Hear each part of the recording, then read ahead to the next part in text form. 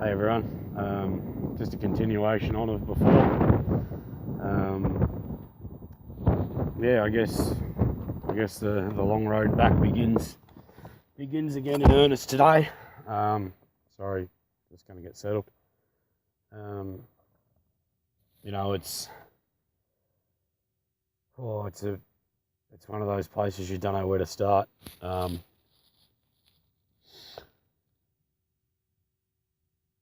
Yeah, it's really taking its toll. I know I've just got to be tough and hang in there, and everything will end up being okay. Um, it might take a month, it might take 2 months, it could take 12 months, but I know things will be okay. But it's really hard when you're in a position like mine to accept that it's not going to happen tomorrow. Um, I'm in a position where I'm not people that I love aren't speaking to me. And they probably haven't seen what I'm recording, and they just don't understand. Um, as I said, all that stuff that went down last week, and turns out it was a fair bit of bullshit. You know why can't people look at me and believe that it was bullshit? When I said it was bullshit, why did people second guess? And I guess that's the hardest thing in all of this to work out is, yeah, because you've done a few shitty things, and you've lied to hide things to not hurt anyone. And look, I have lied, and it's caused great grief with me and Cherie. But I guess I've lied in a sense that I thought I was protecting what I loved because she didn't want to hear what was really going on. Um, it's it's really really hard to explain, but I guess now I know that it's a clean slate for me, and if I think if she thinks that as highly of me as what I do of her and of what we've put together,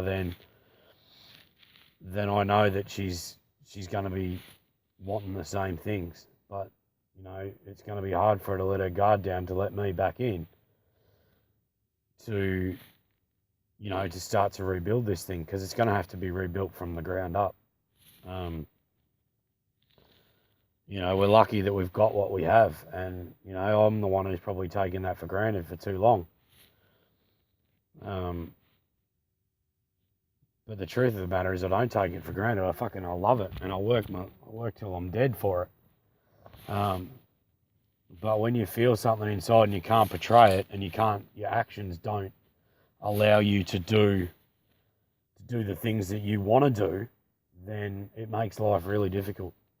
Um, I love every minute I get to spend with them, and even if I've had a really shitty day, and me and her are fighting, and we don't want to be in the same room as each other, I go home and I feel safe, even if we're not happy. Like, I'm still home with her, and I know that we're going to say something smart, or she's going to do something to draw it. We're just going to turn around and laugh and forget about what's going on.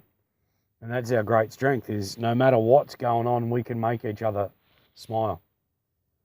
And we can look at each other and nothing's that bad. And look, for me, I've just got to get back to work. I've got to get back to work tomorrow. I've got to just put my head down and my ass up.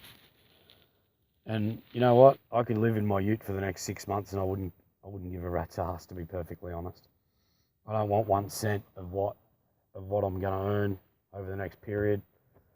I don't care about it. All I want to do is just give everything that I've got, my heart, my soul, just everything, to her and my kids.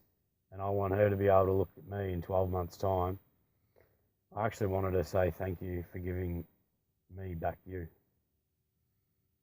That's the whole reason I'm going down this path. And I'm making it public because I want to be responsible for my actions. I there's nothing that drives me more than for her to be able to look across at me and say, I knew that wasn't you. And I knew that I loved you, and I knew that I'd never let you go, but I needed you, and I didn't have you, and now I've got you back. And my little fella needs that. My daughter needs that.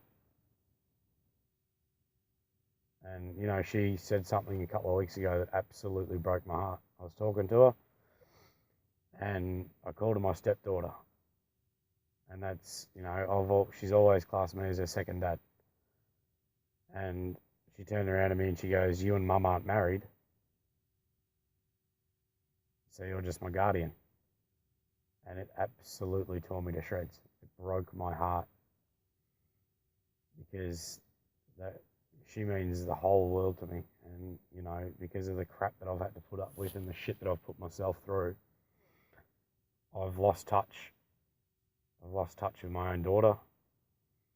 My little fella loves me and adores the ground that I walk on.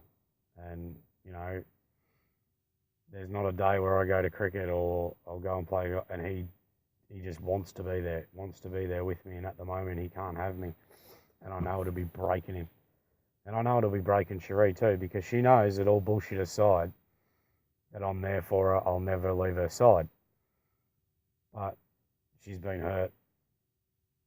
And I understand that, and it tears me to shreds, because that's the last thing I ever want to do. It's just hard because it's so far away. It just seems so far away. You know, I'd love her just to hold me and say, you know what, it is a fair way away, but I'm here. And I'm going to sit you down and we're going to go through every little thing that's going on, and we're going to make it happen and make it right, because we're family and we don't quit. I know she hasn't quit, but she's taken some time out. And she said something to me a few weeks ago, and it resonated. She goes, we've been on a roller coaster for so long and I want to get off it. And I don't want to get back on it. And what she said was so right and just so perfect, and I hate the roller coaster. I just hate it. I just want to be able to go to work.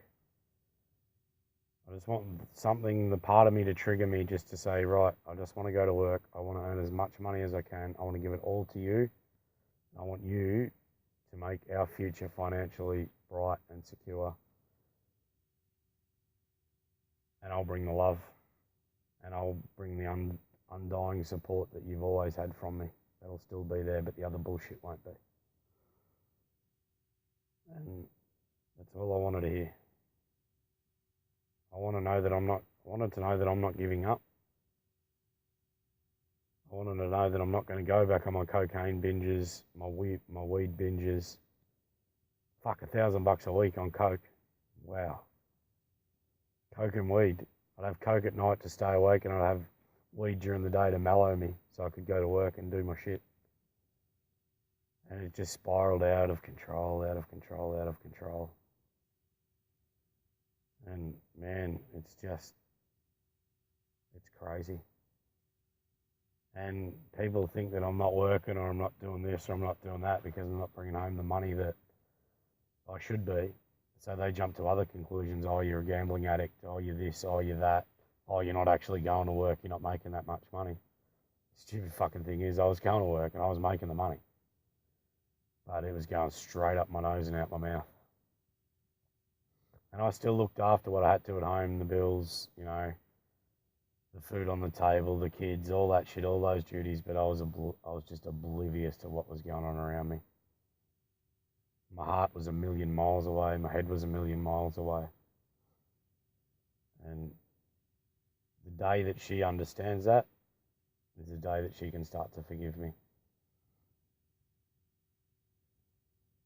I'll check in again later on. But look, it's just to hang in there. Just got to hang in there. And it's hard as fuck. It's so hard, but I've just got to hang in there.